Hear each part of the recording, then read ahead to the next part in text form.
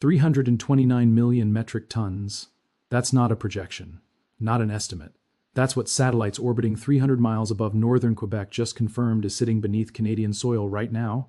And here's why you need to pay attention. While American politicians argue about drilling permits and pipeline approvals, while China quietly corners 65% of the world's lithium refining capacity, Canada just discovered something that could completely rewrite the global energy playbook. This isn't about environmentalism. This isn't about politics. This is about the single most critical material in the $7 trillion energy transition, and the country that almost nobody saw coming just became a major player. Stick with me, because what's happening in the forests of Quebec right now will determine who controls the next century of global power, and the clock is already ticking. Let me paint you a picture of what's actually happening right now in northern Quebec. The James Bay region. Dense forests, barely any roads, temperature drops to -40 in winter. This is not where you'd expect the future of global energy to be unfolding, but in late 2025, something extraordinary happened at a site called the Cisco Lithium Project. An Australian company called Fleet Space Technologies deployed AI-powered satellites to map the subsurface geology. Not with traditional drilling, that comes later, but with seismic sensors that detect vibrations from wind, waves, and ambient noise. These signals get beamed to orbit, processed by artificial intelligence, and converted into three-dimensional underground maps. Within 48 hours of receiving initial data, the system identified drill targets. Within weeks, they confirmed something massive. The exploration target now stands at 329 million metric tons of lithium-bearing rock, grading between 1% and 1.38% lithium oxide. To put that in perspective, that's enough raw material to power millions of electric vehicles. We're talking about one of the largest hard rock lithium prospects currently being tracked in North America. And here's the part that should make you sit up. The mineralization remains open at depth and along strike. Translation? What they've found so far might only be the beginning. They mobilized a fourth drilling rig in late 2025 specifically to accelerate exploration ahead of a formal resource estimate scheduled for the first half of 2026. But Cisco isn't alone. Another discovery at the Elmer East property found spodumene-bearing pegmatite extending at least 260 feet and counting. The zone remains open to the east. They haven't found the edge yet. Then there's the PAC Lithium project in Ontario. This one already has a definitive feasibility study showing 31.1 million tons of probable mineral reserves, grading 1.51% lithium oxide. The feasibility study confirms this could become the continent's highest quality, largest, and lowest cost producer of spodumene concentrates. 6 new high-purity lithium zones were discovered at the Jackpot property. Multiple projects across Quebec and Ontario, all advancing simultaneously, all pointing to the same conclusion: Canada is sitting on a lithium gold mine that nobody was paying attention to. Now, why does any of this matter to you? Because lithium isn't just another commodity. It's the backbone of every battery that powers the electrification revolution. Electric vehicles, grid-scale energy storage, consumer electronics, medical devices. If it stores energy, it needs lithium. The International Energy Agency projects that lithium demand for clean energy technologies will rise more than 5-fold by 2040. We're looking at over 500,000 tons per year in terms of pure metal, potentially exceeding 1.3 million tons of lithium carbonate equivalent annually. Let me break that down. In 2023, global lithium demand was 92,000 tons. 2040, under the IEA's announced pledges scenario, demand could hit 1.3 million metric tons. That's a 14-fold increase in less than 2 decades. And it's not just about quantity, it's about speed. The IEA warns that without new mines and processing capacity coming online fast, we're looking at potential supply deficits by 2035. In the scenario based on current national climate commitments, the gap between demand and supply could reach 30 to 40%. Electric vehicle sales are driving this. Over 20 million EVs are expected to be sold globally in 2025. By 2030, projections suggest 35% of total world vehicle sales will be battery electric or plug-in hybrid. By 2040, 60%, nearly 90% of lithium demand now comes from batteries, up from 64% in 2020. This concentration means the entire EV industry, the entire renewable energy storage sector, the entire consumer electronics market, all of it hinges on a stable lithium supply. And here's the uncomfortable truth: that supply is dangerously concentrated.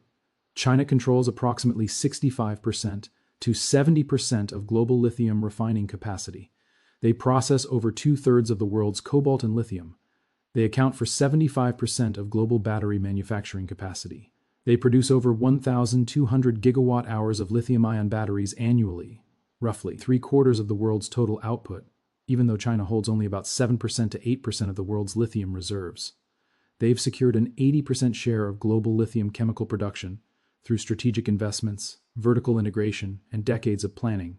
Bolivia, Chile, and Argentina, the so-called lithium triangle, hold nearly 50 million tons of lithium reserves, representing about half the world's total.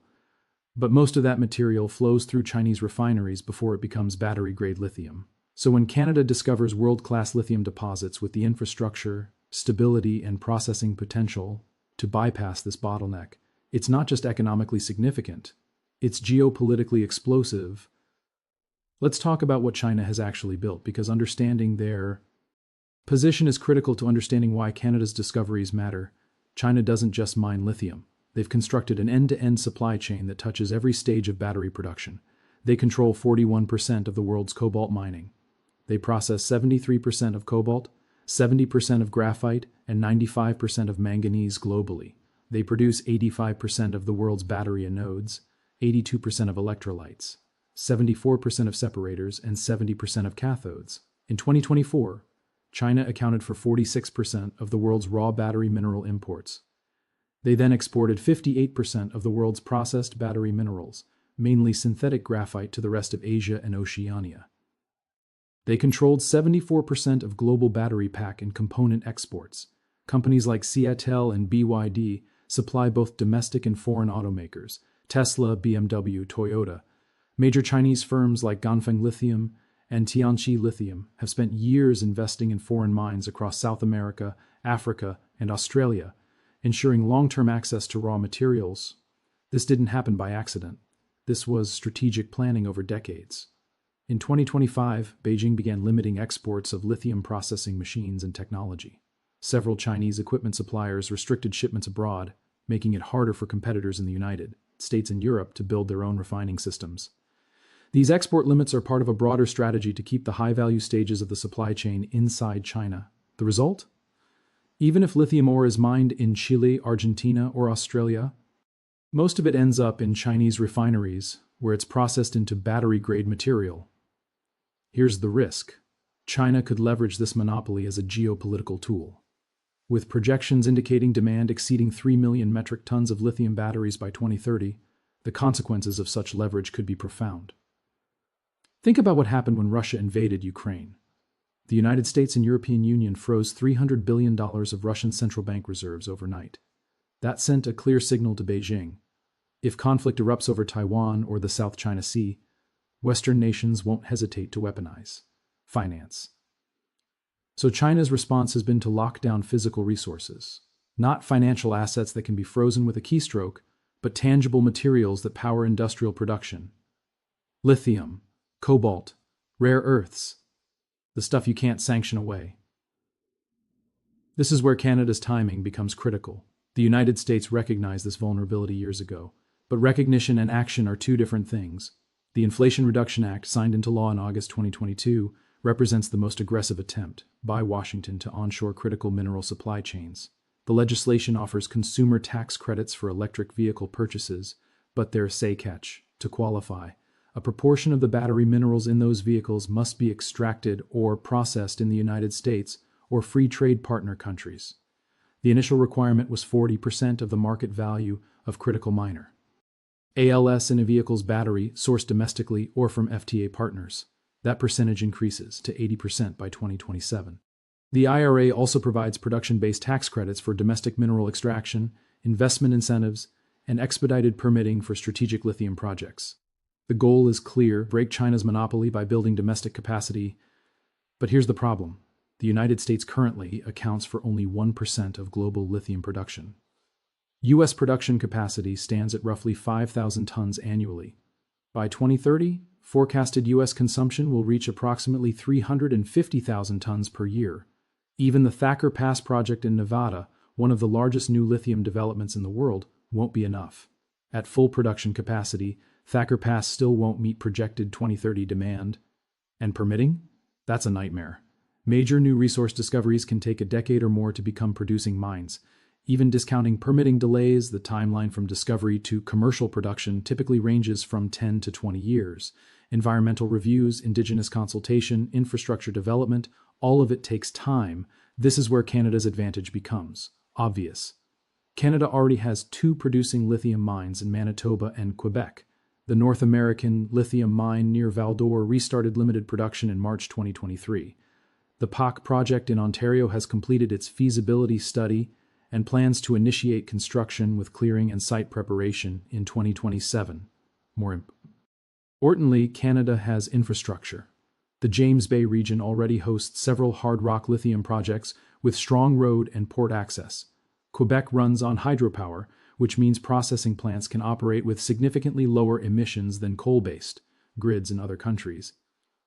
For each ton of lithium hydroxide produced using hydropower, carbon emissions drop to near zero compared to 15 tons of CO2 from Chinese plants or 5 tons from Chilean brine evaporation operations. This isn't just about supply security, it's about clean supply. Canada and the United States have a free trade agreement. Materials extracted and processed in Canada automatically qualify under the IRA's domestic content requirements. This creates a seamless North American supply chain that bypasses Chinese processing entirely. Research from Queen's University is even improving lithium recovery rates. Scientists discovered that montebrasite, a lithium-bearing phosphate often found alongside spodumene, can alter water chemistry during flotation processing. Understanding this behavior allows for better pH control, improving extraction efficiency, and reducing environmental impact. Canada isn't just finding lithium, they're building the entire value chain: extraction, processing, refining, recycling. Companies like Lithion completed construction of their first commercial recycling plant in Saint-Bruno de Montarville in 2024. Li-Cycle has been operating in Ontario since 2019, recycling up to 5,000 tons of used lithium-ion batteries annually. So what does this actually mean for global power dynamics? First, it means the United States and Europe now have a credible alternative to Chinese supply chains. For the first time in decades, Western economies can point to a realistic path toward lithium independence. Not immediately, these projects take years to scale up, but the trajectory is set. Second, it shifts bargaining power. When China controls 65% of refining capacity, they set terms. But when North America can produce, process, and recycle lithium domestically, those terms become negotiable. Suddenly, automakers have options. Battery manufacturers have options. Governments have options. Third, it accelerates decarbonization without geopolitical dependency. One of the major criticisms of the energy transition has been that it simply swaps dependence on Middle Eastern oil for dependence on Chinese battery materials. Canada's discoveries, combined with U.S. policy support and European investment, create a pathway to clean energy that doesn't require trusting Beijing. But, and this is critical, Canada can't do this alone. Even with world-class deposits, Canada needs investment. The PAC project estimates initial capital expenditure of $943 million just for mine and mill construction. The Thacker Pass project in Nevada requires similar scale. These are billion-dollar commitments with decade-long timelines. Canada needs buyers. Lithium Americas signed on Stellantis as an investor. Tesla has shown interest in North American supply chains, but securing long-term offtake agreements requires coordination between miners, automakers, battery manufacturers, and governments. Canada needs speed. While they're drilling and conducting feasibility studies, China is locking in contracts with mines across Africa, South America, and Southeast Asia. Chinese investment in African lithium projects is expected to increase production more than 30-fold by 2027. Time matters, and Canada needs political will. The regulatory environment must support rapid development while maintaining environmental and social standards. Indigenous consultation is essential. These projects lie within traditional territories of the Cree Nation and other First Nations communities. Social license to operate isn't optional, it's foundational. The good news? All of these pieces are aligning. Government support is bipartisan in both Canada and the United States. Industry investment is flowing. Technology is improving. Public awareness is growing. So here's where we are. Canada just discovered lithium deposits that could fundamentally alter global supply chains. The technology exists to extract it efficiently. The infrastructure exists to process it cleanly. The market exists to buy it immediately. And the political will exists to make it happen. This isn't guaranteed. Projects can fail. Permitting can stall, markets can shift. But the pieces are in place for Canada to become one of the world's premier lithium suppliers within the next decade. And that matters because whoever controls lithium controls the energy transition. Whoever controls the energy transition shapes the 21st century global economy. For 75 years, oil determined geopolitical power. Saudi Arabia, Russia, the United States, oil shaped foreign policy, military strategy, economic development. That era is ending. The next era belongs to whoever masters battery materials. Right now, that's China. But Canada just entered the game. So pay attention to those forests in northern Quebec. Pay attention to the drilling rigs mobilizing this winter. Pay attention to the feasibility studies being completed in 2026. Because what happens there won't stay there. It will ripple across supply chains, reshape trade relationships, and redefine what it means to be energy independent in a post-carbon world. The question isn't whether lithium will replace oil as the defining resource of geopolitics. The question is who will control it when it does. And Canada just made sure they're part of that conversation.